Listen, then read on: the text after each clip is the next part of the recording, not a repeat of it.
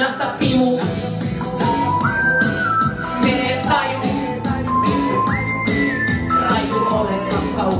Anna rakkaus. Nyt sun. Nasta pimu. Revin nutun.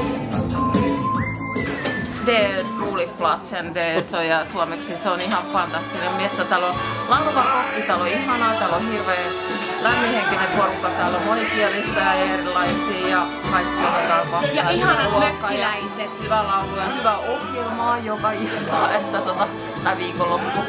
Et ei voi muuta sanoa ihanaa, että ovat tulleet tänne ja jaksavat yrittää, koska ei ole helppoa pikkuisessa kylässä. Täytyy sanoa, että olen tosi kiitollinen, että jaksavat.